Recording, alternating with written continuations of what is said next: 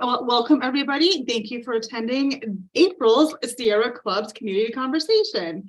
Today we'll be talking about reforming the Renewable Energy Standard, what it is, what needs to be done, and we are joined with Jonathan Dowds, who's the Deputy Director of Renewable Energy Vermont.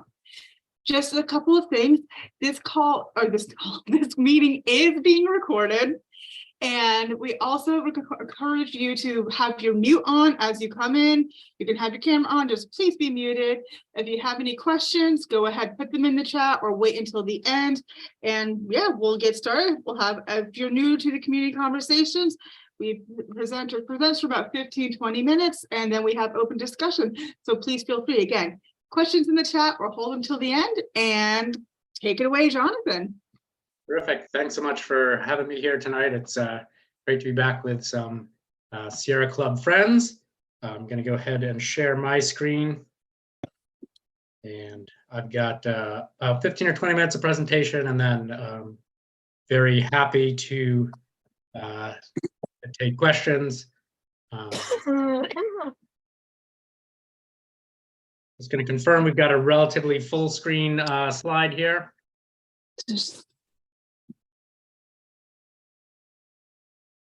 Okay, so I'm here today to talk about Vermont's Renewable Energy Standard and the climate crisis, and how we think that standard, which is the policy that requires our utilities buy renewable energy, can be updated to really meet the challenges of the moment. So in the shortest possible reason why we need res reform, if we are not building new renewables, we are continuing to rely on power plants like this 360 megawatt natural gas facility that is located in Dayville, Connecticut. The company that owns and operates that plant would like to build another one next to it. It is pretty close to some schools and people's homes and places like that. So in addition to its rather disastrous climate pollution, it also has some really serious health impacts. Just for a sense of scale, the map there is of Montpelier, and you can see that this facility would cover most of downtown Montpelier, dedicated to burning fossil fuels with all of the emissions associated with that. So who can make res reform happen? I'm going to put this one up right off the bat. The first hurdle to get a stronger, more ambitious res is the House Committee on Environment and Energy. They have a very busy agenda this year, but we are asking them to take up the Renewable Energy Standard reform and to get us a strong independent study about how we can make this happen this summer. If you live in one of these communities that is represented by a member of the House Committee on Environment and Energy, you are a climate change power voter, because these are the first people that need to hear that this is a priority. So I'll show this map again at the end. But if you live in one of these highlighted communities and want to reach out to your representative and let them know that Renewable Energy Standard reform is a priority for you, that is the single biggest thing that we can do to get this rolling. All right. You may have seen this slide or something similar about our greenhouse gas emissions. It shows that the transportation sector and the thermal sector are really big problems, which is absolutely true. Some people look at it and say, oh, only 2% of our greenhouse gas emissions come from electricity generation, and conclude that we have solved the power sector. That is definitively not true. There are a couple of things that I want to emphasize here. One is that addressing those transportation and thermal sectors means heavy electrification. That means we need to generate a lot more power, as much as a third, again, what we generate by the end of this decade, 50% or more by 2035, and eventually doubling our current load.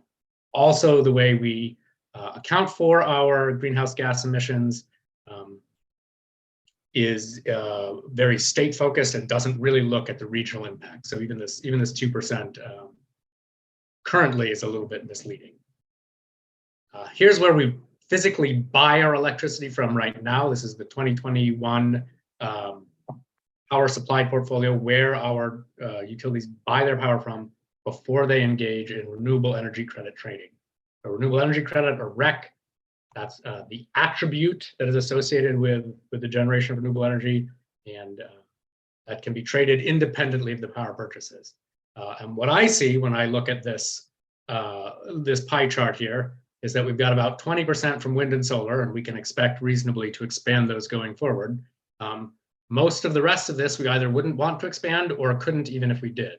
The New England system mix, that's power that we buy in the market, is heavily dominated by fossil fuels, so we certainly don't want more of that. Nuclear power is currently at 18%. There are a number of issues associated with that. At a minimum, there are no new nuclear plants coming online. So again, that's not a chunk of our power supply that we can expand. Some of the large hydro also, it isn't practical or necessarily desirable from a climate perspective to construct more of. So we've still got a ways to go with our electricity as it stands. And as I mentioned, this renewable energy credits, they can be traded across time. They can be banked for several years. And the accounting for these, which gets us to how much renewable energy our utilities are legally able to claim they're using, is done on an annual basis. And so that can mask what's happening on a day-to-day basis. So this is where New England was getting its electricity from in December when we had that real cold spell. Natural gas tends to get diverted to home heating, and then the oil and in some cases even coal plants come online. So for the day of Christmas Eve, New England got 30% of its power from oil, and at the worst period it was 35%. So there's a lot going on again that needs improvement. All right, and this is the part that's really disappointing for me. Our renewable energy standard is the worst in New England as far as its requirement for new renewables. We're at 75% total renewables, but most of that comes from pre-existing resources. Buying that power doesn't change the greenhouse gas emissions that are going into the air across New England, the Northeast, and Northeastern Canada. It's only by bringing new renewables online that we can scale back the generation from existing fossil fuel plants and meet that growing demand for vehicle electrification, heat pumps, et cetera. And on that new renewables, we're the worst in the region, where our target is even less ambitious than New Hampshire's is. This is a result of the 2015 Renewable Energy Standard bill. It set two targets that at the time maybe seemed reasonable. We've had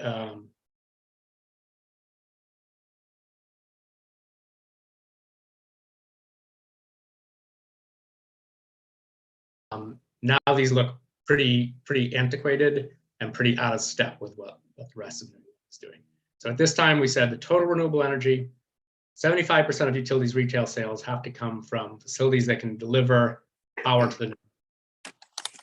Our utilities satisfy this requirement overwhelmingly, more than 99%, by buying renewable energy credits from pre-existing large hydro facilities, most of which are outside.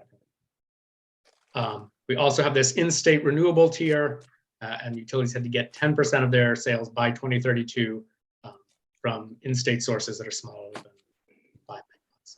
Think of solar arrays on people's roofs, community solar arrays that people can buy into, school projects, things of that nature. Those projects are the only part of the res that is driving down greenhouse gas emissions across the region. The Department of Public Service has explicitly stated in some of their work that tier 1 requirement, that 75% from any kind of renewables, doesn't have a regional impact on the development of renewables. I think they use the word a marginal impact. If it has a marginal impact on the development of new renewables, it has a marginal impact on climate change. So this is a policy that perhaps seemed acceptable at the time, but as I said, is really outdated now. So what we are advocating for, and what we have been working with groups like the Sierra Club, and Rob's been involved in this from the jump. I really appreciate his involvement. 350 Vermont, CLF, BNRC, the Rights and Democracy really span the gamut of groups that have been involved here, is a renewable energy standard that requires utilities to bring new renewables online and help Vermont meet its greenhouse gas reduction goals. So instead of letting that tier 1, 75%, anything goes, pre-existing old hydro dams, we want to see that. This is by 2035 capped at 40%. See the in-state number go from 10% by 2030 to 20%, and then to 30% by 2035, and have a new tier in there requiring a new renewable energy purchases from within the region. So 30% from somewhere within New England. So that would get us to 60% of our energy coming from new renewables instead of the current.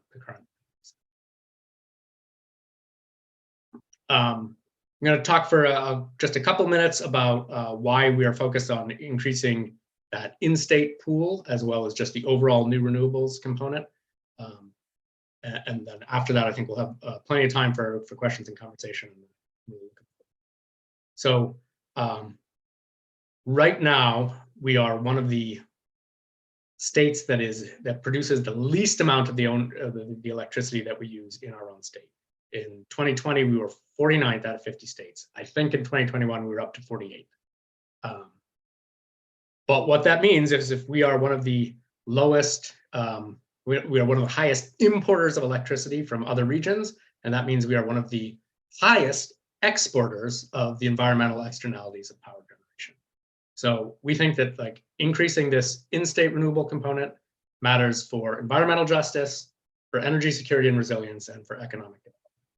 Just to hit that environmental justice piece one more time, New England has 81 oil and natural gas plants that operate a significant portion of the year.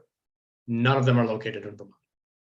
Vermont has 5 peaker plants that are either natural gas or oil, but none of them runs for more than 9 hours of the year. So all of that fossil fuel generation that's happening on the New England grid is happening someplace else. Anytime we put in a kilowatt of renewable capacity in Vermont, we're reducing the output from those plants that impact our neighbors. There's also this energy security and resilience piece. By having distributed energy throughout the Vermont grid, we have a real opportunity to make it more robust. And right now, as you are all aware, global warming is occurring. We are having climate change impacts today. In Vermont, that often means wet, freezing storms in the winter are becoming the norm, where we're above and below that freezing point where we're getting ice. And this is really expensive from a grid perspective. Just as one example, Washington Electric Co-op budgets $300,000 a year for their storm cleanup. The Christmas snowstorm this past year cost them $1.3 million to clean up. So if we're doing distributed generation, smaller generation paired with storage across the state in strategic locations, we can really make sure that the power stays on for Vermonters and these recovery costs are lower. I'll also hit the economic development point. We peaked at 7,000 renewable energy jobs in 2017. We're down about 20% since then. A variety of factors played into this year. The Public Utility Commission has reduced the compensation rate for net metering. The standard offer program has started to ramp down. COVID obviously had some impacts there as well. But we have a real opportunity to reverse this with a strong renewable energy standard that will let us take advantage of all the federal money behind the Inflation Reduction Act. The thing that I love about the jobs component of the renewables field is these are not all, desk jobs in Chittenden County. We're talking about everything from electricians to, I'm just going to turn off a monitor here so you're not hearing my kids in the background. Electricians, equipment operators, engineers, spans the whole educational gamut. And these jobs are jobs that are geographically dispersed throughout the state. Our member installers, REV's member installers, are located all throughout Vermont. They're working where people's homes are. So from a jobs perspective, it's pretty unique in the geographic scope and the educational reach of the people that it involves. People often become concerned about what's going to cost. The first thing that I want to say is that we know that addressing climate change is not going to be free. And I think this group probably knows more than most that the cost of ignoring climate change is going to be astronomically higher. There is some good news here. While we do have to make investments, renewables are already cost competitive with natural gas, which is the cheapest fossil fuel generation. And over the next decade, the prices will likely continue to come down. This is a projection by a company called NextEra Energy. They're a very large energy generator and distributor. They do wind, solar, and nuclear, so they've got, their interest is what the market is driving, and these are their projections for the costs that we're likely to see by the end of the decade. Wind and solar, even with additional storage costs to deal with some of that variability, they project to be by far the lowest before the end of the decade. Vermont has a program called the Standard Offer Program, where developers can bid in to build, so a reverse auction process to build mid-sized renewable facilities up to 2.2 megawatts. And the energy costs for those are already below the energy costs for natural gas. And looking at the futures market, we don't expect that to change, any time in the near future. This is before accounting for environmental externalities, so just electricity versus electricity. The other concern that we sometimes hear is, what does this mean for Vermont's land use? We've done some modeling to try and dig at this question. To hit the current tier 2 standard, which says we need to get to 10% renewable energy by 2030, will require about an additional 700 acres of solar, assuming that we've got about a third of it that is kind of rooftop level, and then a third of it in that kind of standard offer size. To be clear, the only reason I'm talking exclusively about solar here is because it is the only source of renewable power that is being built in Vermont right now. I think it's well worth having a state level conversation about wind and whether we want to revisit some of the barriers to wind development right now. But since right now it is so hard to build wind, all of these numbers are with respect to solar, just because we think it gives the clearest picture of the development options that are immediately available to us. So going from that 10% tier 2 to 20% tier 2, we think would require about another 2,300 acres of development for solar.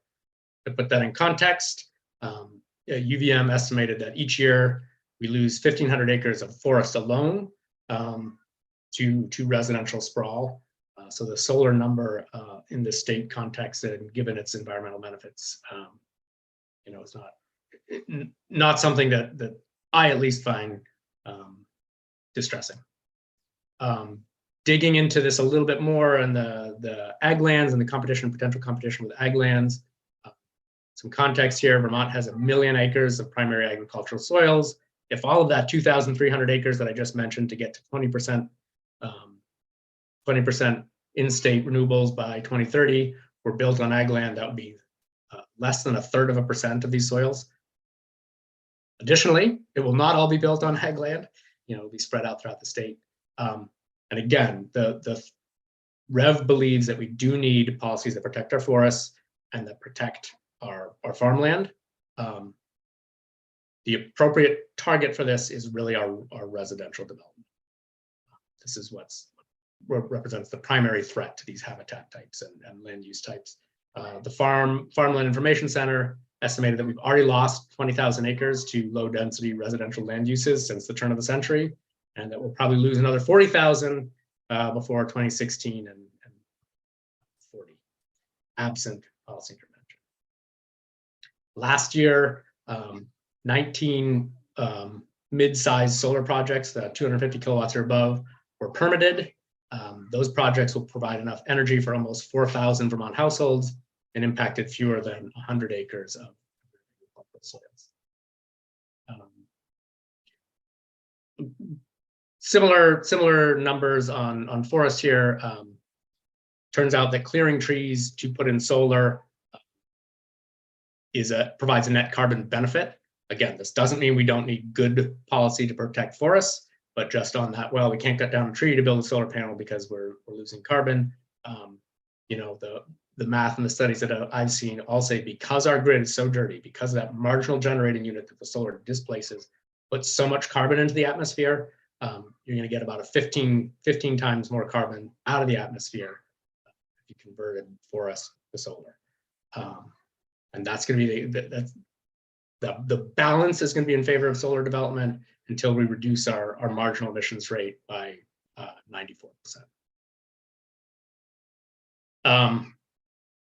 some closing thoughts here from Bill McKibben, who I think is obviously one of the most articulate spokespeople about the climate crisis.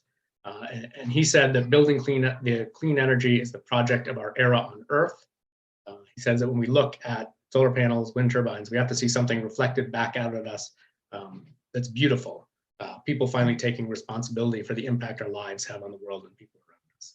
I think this is a generational change to a certain extent.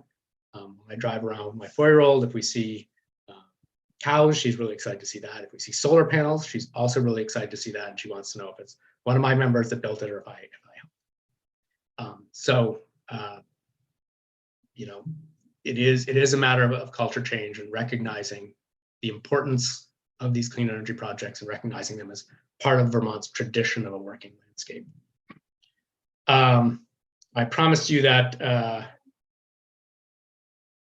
that map one more time, which I seem to have neglected to put at the end, but here it is. A little bit of context on the legislative process with the Affordable Heat Act through, and I think Rob might talk about that a little more at the end here. There will be a legislative check back in 2025 that will require another vote. We would really like to see res reform happen before then, so that the two bills are not competing for time and attention. And that means, you know, really making sure that we're doing the groundwork now in this summer to get a good res reform study that sets our legislators up to act in 2024, and then have this resolved before the Affordable Heat Act loops back around for that legislative check-in. So I know that was a lot of information. I'm eager to hear thoughts, feedback, questions from folks who have them. Yes, there are no questions in the chat. So does anybody have a question? Oh, thank you. Thank you. Sorry. Raise your hand. Go ahead. All right. Well, I have a question. So with it, building our own internal local energy, I just remember, especially with wind farms or just in any process, what a pain in the keister Ludlow was. And people are still complaining about it. And that's been like, what, 10 years later. So I understand, and we've all seen the really cute pictures of the solar farms with the sheep grazing underneath them and everything. Yeah. But there is, though that there's land, is this land actually feasible to have solar farms or wind farms on, be it aesthetically, culturally, accessibly? So, yeah. Yeah, it's a great question. You know, I think there are two parts to this. One is setting what we think the targets are. You know, certainly from an absolute constraints perspective, this 20% by 2030 is very technically achievable. And then there is a permitting community engagement. I'm actually going to break those into 3 pieces. 1, setting our targets. 2, getting a regulatory environment where a project that is broadly popular and well supported can be built. Because, you know, right now it doesn't take a very large number of people to lawyer up and block a project somewhat perpetually. And then, you know, also continuing community outreach and relationship building to make sure that where projects are proposed, they do have good community. So I think all of those need to happen. There's a little bit of a chicken and the egg. What should we be doing first? You know, I could tell some horror stories about the regulatory side of things, where the Public Utility Commission has blocked projects that had town support and that aesthetics experts testified were, you know, reasonably well concealed behind trees and plantings, and then a hearing officer has on their own personal judgment disagreed with that and blocked them on aesthetic grounds. You know, if solar can't be visible, if that is the threshold, then no, we can't do this. But you know, with a reasonable policy, yeah, I'm confident that we can get there. The reason, by the way, to stagger that in-state goal as 20% by 2030 and then 30% by 2035 is to provide time for grid upgrades. So our members who are excited to build these kinds of projects, did not want to push for more by 2030 because they wanted to make sure that our infrastructure was robust enough to support those projects. Total quick follow-up question on this might be totally pie in the sky or completely out of left field, but are there any talks, groups, conversations working with local and federal level first farmers to have land converted? Correct. How much did you wager? Or even to pay into it? Instead of having subsidies for that, have subsidies to convert your fields over, or anything like that.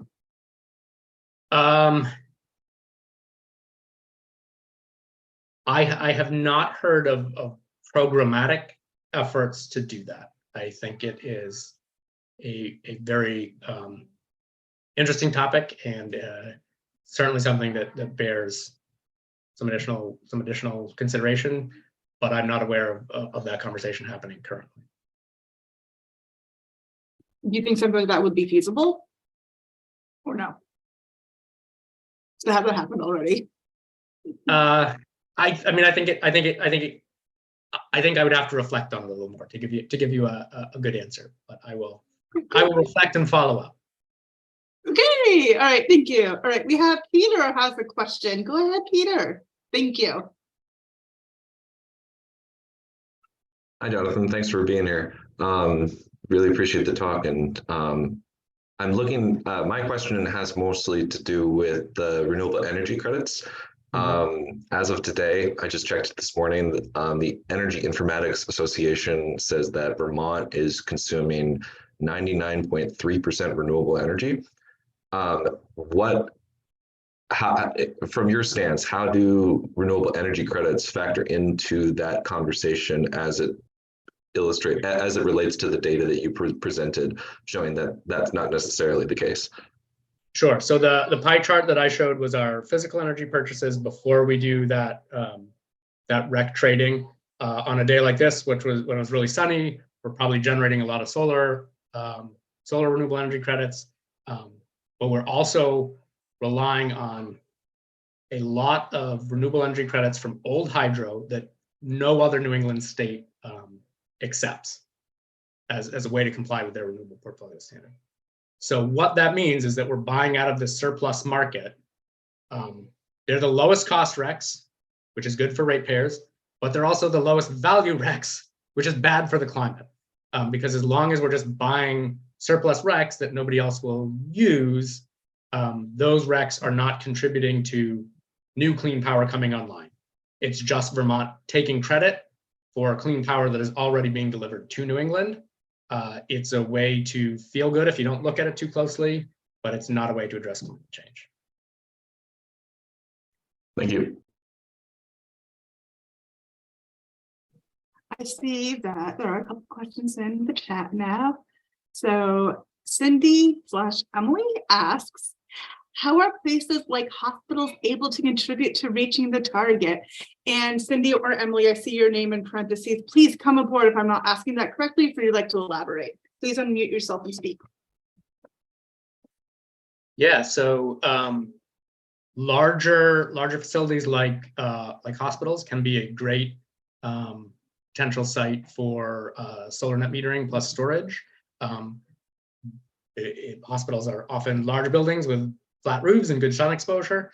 So a lot of the sort of municipal level investments in solar have been geared towards schools, but I think hospitals are another really good slice of that market, where you could potentially see lower costs for the hospital, and then they would be contributing to the grid as a whole becoming cleaner. So I'm gonna ping that against our members and say, hey, are any of you guys working with hospitals? Because it does seem like, a great place. There obviously places that need to be conscientious about their costs, but also have a bit of a social mission and also might have big roots. So sounds like a triple win potentially. Okay. And Susan Smiley has a question. I had the same question too. So Susan, would you care to unmute yourself and ask? Okay, well, her question is, what particularly will a summer study committee focus on? Great question. So what we are asking them to focus on is to do a holistic analysis of what renewable energy standard reform would mean to the state. So that means looking at economic impacts, including the social cost of carbon. So how it impacts ratepayers, but also how it impacts climate change and how that impacts our economy. How it impacts the environment. So we can really get at a regional level. So we can really get at, going back to Peter's question, can we just buy these RECs that nobody else accepts and say, hey, we're impacting the climate, we're doing our part, or do we really have to make sure it's coming from new renewable development?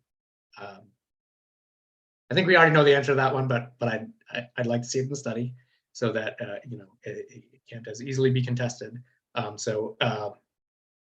Environmental impacts, environmental justice impacts, looking both within Vermont at where projects might be sited and outside of Vermont, where we get most of our power from right now, to make sure that we're not just exporting those externalities again. Resiliency and grid adequacy issues. So how can this distributed generation contribute to a more robust grid? And then how can investments in the grid that are spurred by renewable development also benefit our electrification goals? So right now, there are a lot of neighborhoods that are at the end of a power line where if everybody got a heat pump and turned them on a cold day, the transformer wouldn't be adequately sized. A lot of these solar projects, as they're built, pay for line and transformer upgrades as part of that process. So that is a cost that goes into it, but there is also a benefit for these other climate goals. So we really want a holistic look at the costs and benefits, fair, down the middle assessment of what this is going to cost, but from a big systems perspective, so that we're not leaving benefits out, which I think has happened in many state studies about renewables so far. David, thank you. David, you have your hand raised. Go ahead. Thank you. I'm just wondering when a solar array gets put in onto land, is there thinking or work going into basically not only maintain the soil level, maybe improve the soil at the same time? David, I don't know if it was on my end or yours, but I lost the second half of the question there. When a solar array is put in, can we improve the soil at the same time? We put the solar array in, but shouldn't there be a way that also we can be supporting what we're all feeling a need to with soil? Yeah, I think that's a great question. Solar panels are typically warranted for about 20 years. Their actual life expectancy is a bit longer than that. But once you hit end of life, you would have a couple of different options there. You can take them off the soil. I've actually heard people refer to solar arrays as a means of like land banking, right? It's a temporary form of development, which is unlike any other development that we do. That soil is fallow. It is potentially being grazed. It has plants growing under it for that time. So it's certainly conceivable that you are getting soil health benefits over the lifetime of that. And I know that many academic institutions, particularly places like UVM that have this land. I don't know UVM specifically, but other land grant type universities are looking at the co-benefits of agrivoltaics, co-locating solar and farms. So I think we'll probably learn more about that and get better at doing it over time. I think right now a lot of the emphasis is on getting pollinator crops planted around solar, so that provides some environmental benefits. I wouldn't be qualified to speak specifically to the soil benefits of that particular practice. Thank you. Okay, so now William Scott has a question. And do you mind asking this question? I can read it, but I'd like you to elaborate a little bit more exactly what you mean. Okay, can you hear me now? Yes. Yes. Okay, well, really underlying this is really I guess the deeper question beyond the cost differential, if we were trying to make sort of maximum progress over the next 10, 15 years, as a practical matter, what would be the mix to achieve that maximum production between rooftop solar and large scale solar, given that we constantly run into impediments on the large scale solar? I will throw one more in, William, while we're talking about optimal mixes, and just mention that if we were really looking at the optimal mix, we would be looking at solar and wind. They are very complementary technologies. They tend to have their peak power output at different times, so it reduces the amount of overbuilding and storage we need to hit our load.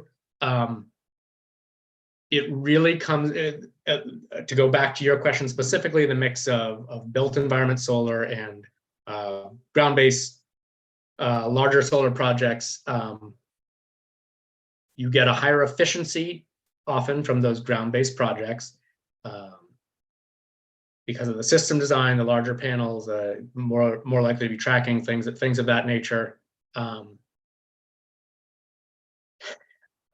The bottom line really is we need more of both, and we need to be able to find a way to build them. The costs, the monetary costs, are going to be slightly higher for those smaller systems.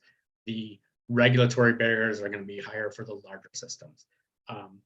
We could double down on built environment. We could double down on parking lot solar, which France just put in a mandate that said if you've got more than 80 parking spaces, you need to have solar above it. We could do something like that.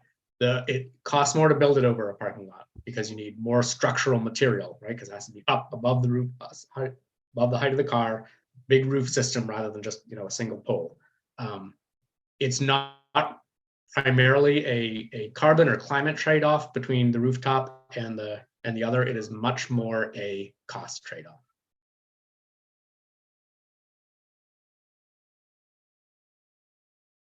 I was thinking just in terms of making some serious progress in the next 10 years, that if the incentives were right, one might be able to generate an awful lot of rooftop solar because there's plenty, I would imagine, there's plenty of capacity there, and there's no, you don't have the same kind of political barriers to that. That's absolutely the political barrier that you run into there is that the Public Utility Commission and the Department of Public Service want to ratchet down the compensation to those projects because they say the larger projects are cheaper.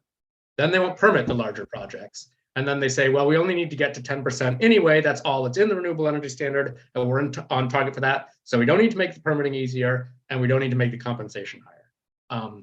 So I love the question. And we're stuck between a rock and a hard place here, where our current renewable energy standard is so unambitious. That 10% target is so low that we can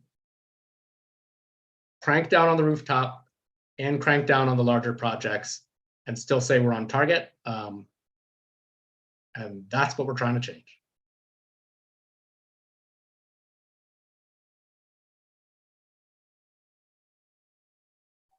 Andrea has a question and I can read it, or if you'd like to go ahead and ask it yourself. And yeah, Lowell, not Ludlow, the wind towers, totally opposite side of the states. Andrea, go ahead. I can ask this question. We see the wind turbines on the Lowell Mountain from where we live in Hardwick and where we drive around in the Northeast Kingdom. And when it was built, we were informed that most of the electricity, if not all of it, that was produced from those towers was going out of state. Is that true? And if so, why is it going out of state? And yeah, there you have it. All right. The physical power is mostly being used by Vermont utilities. The legal claim to that renewability, the RECs that are associated with it, are mostly being sold, are I think exclusively being sold out of state. Why does a Connecticut utility or Massachusetts utility get to say that they're using the wind power from Lowell?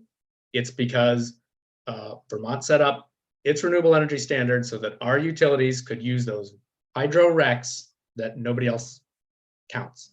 So Vermont utilities sell those RECs from that wind project to southern New England states, and then they backfill with RECs from large pre-existing hydro projects to hit our target. If we had a more rigorous renewable energy standard that said we need to be getting, to pull a number out of thin air, or my presentation, 60% of our energy from newer renewables, they would have to retire the RECs from those projects right here in Vermont. They would count towards Vermont's greenhouse gas emissions efforts.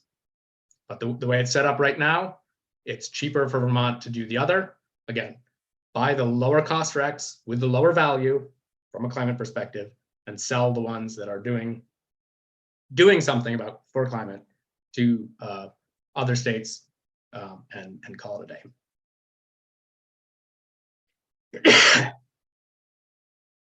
Thank you. All right, Peter, you have a question again.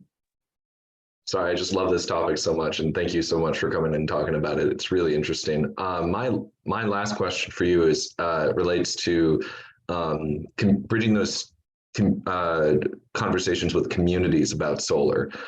Many people might look to solar and say this is an answer to a global problem that doesn't need to be done at our locality, at our town.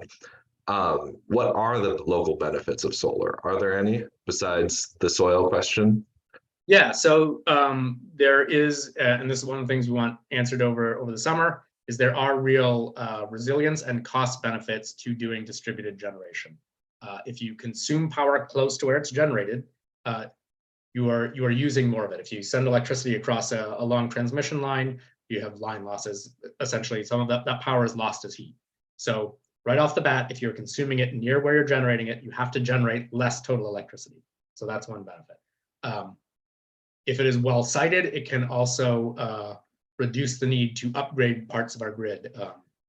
So if we're not sending the power as far, if we're using it locally again, some of that transmission and distribution system upgrades could be delayed, deferred, or avoided altogether. So there is a system cost benefit, and there's potentially some system reliability benefits. That's all that from kind of those are all benefits from the practical side. From the moral side, I would just say Vermont's a small state. You could make the case that, well, we don't need to do anything anyway because we're a rounding error on a global problem.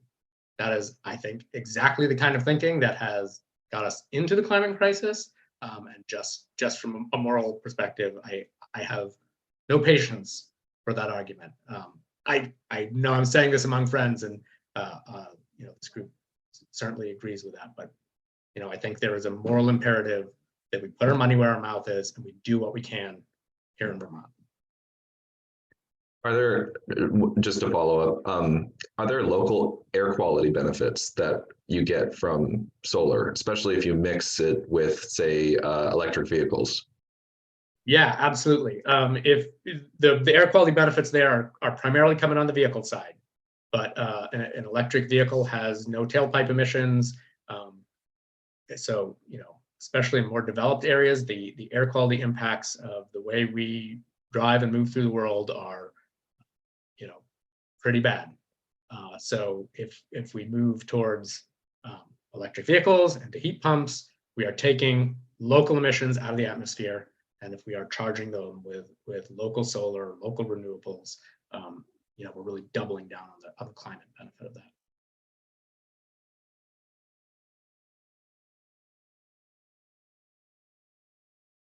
Right, does anybody else have a question? Oh. All right, so I have a question. I didn't know that solar panels only live about 20-25 years. What is done afterwards with them? Great question. I'm going to back up and then I'm going to answer that. Again, that's the warranted life. They continue to operate after that at a lower efficiency. I had a member recently who told me that they bought one of the original solar panels that Jimmy Carter put on the White House. So that is about the same age that I am. So it is in its mid-40s. That panel is still generating power.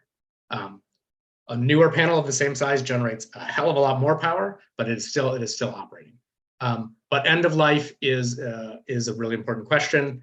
The ultimate answer is going to be we need good recycling for these panels. Renewable Energy Vermont and the Agency of Natural Resources have been hosting a series of stakeholder discussions about what we should be doing in Vermont to address this issue. Ultimately, the ultimate answer to it, I think, is a federal level take back mandate for manufacturers so that they take them back at the end of the panel's life and are responsible for the recycling. It's kind of the most economically efficient way to do it. There's also likely going to be the potential for reuse for a while because of that difference between the efficiency, optimally efficient period of operation and the power output. So there is a company based in Middlebury called Good Point Recycling that is looking at how we can take solar panels that are less productive than they used to be and maybe are going to be replaced by a newer panel here as efficiency goes up, and take them to underserved communities in other parts of the world where that power generation would be much cheaper than buying new panels, and help bring renewables to other areas at lower costs. So I think there's a really important, reduce, recycle, reduce, reuse, recycle. It's the same thing. It's the same thing on energy. Absolutely be looking at energy efficiency, then be looking at renewables, then be looking at reusing those renewables, and then be looking at recycling. What was that Middlebury company called? Good Point Recycling. That's really fascinating. The CEO is a super interesting guy.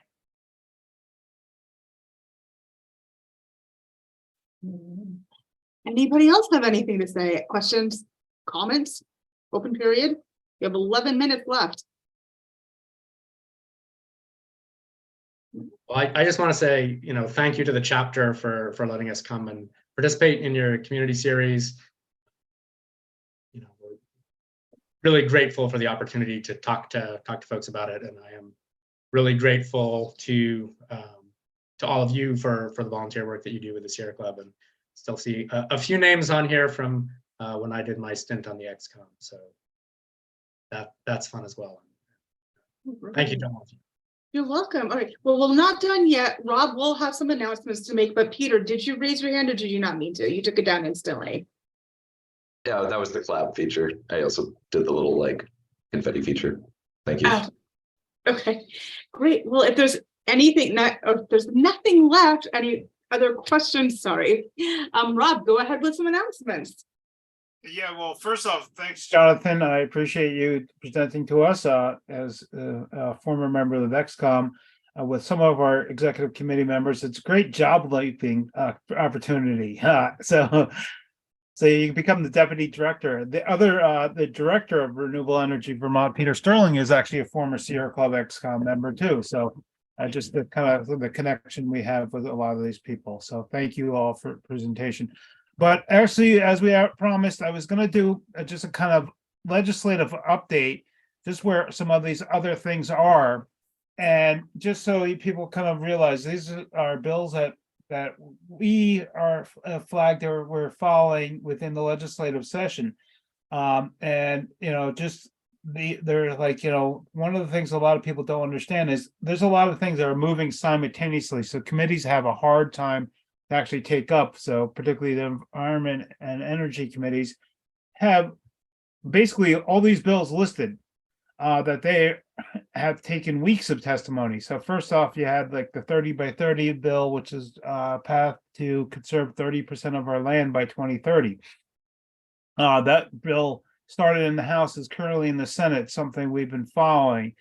Is also knowing on the news, the Affordable Heat Act.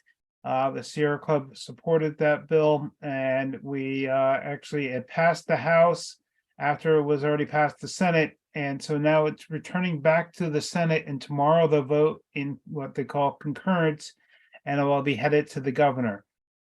Another big issue for around transportation issues, because transportation is the largest source of climate emissions, is the transportation bill, and the Senate is about to vote that bill out.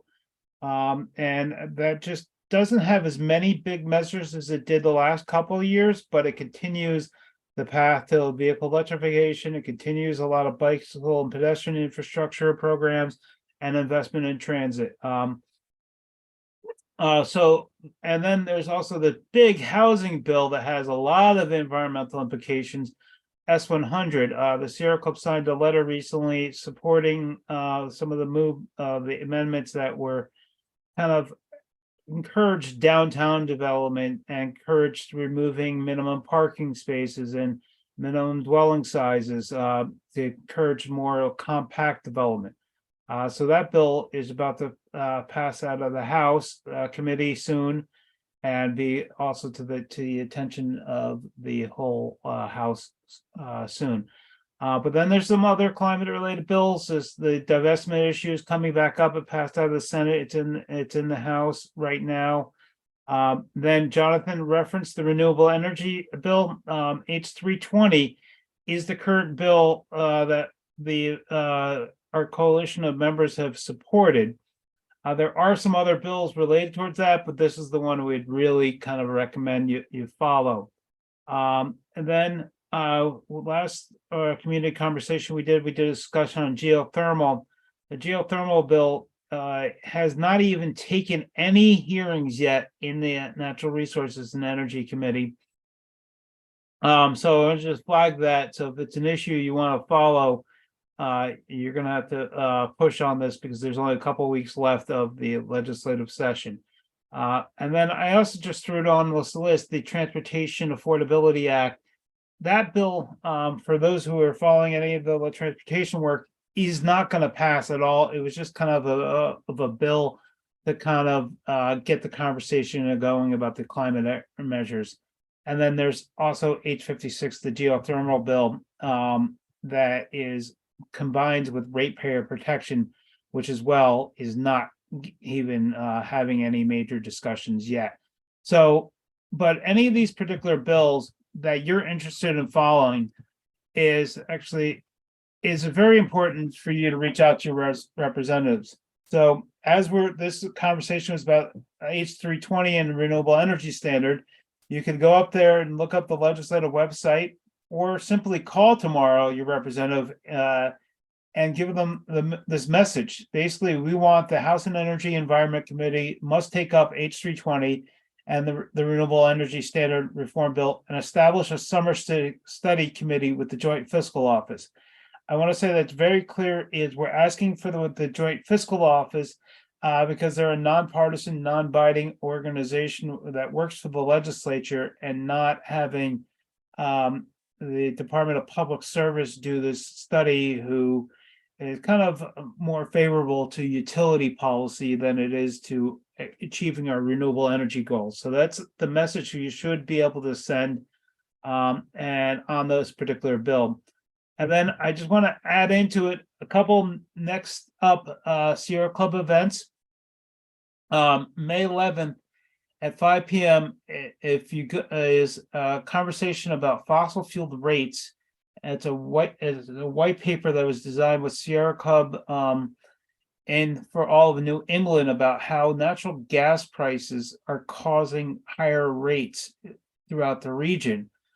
So that will be held by Sierra Club national staff. So I won't be involved with that one. But if you're very much learning into how the grid operates throughout the region, that's something very important. And then May 17th, we're going to do a legislative recap and things about to move forward on.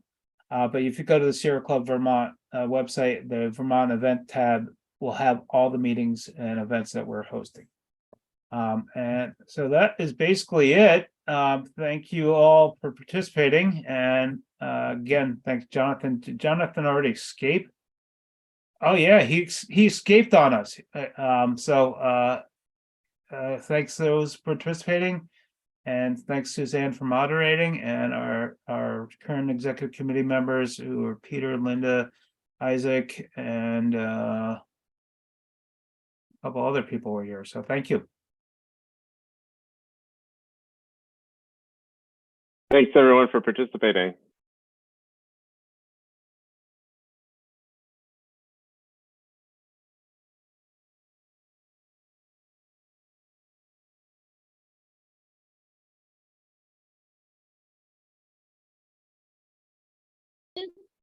would like to talk to get point recycling. That sounds really interesting, as well as maybe like an overall e-waste.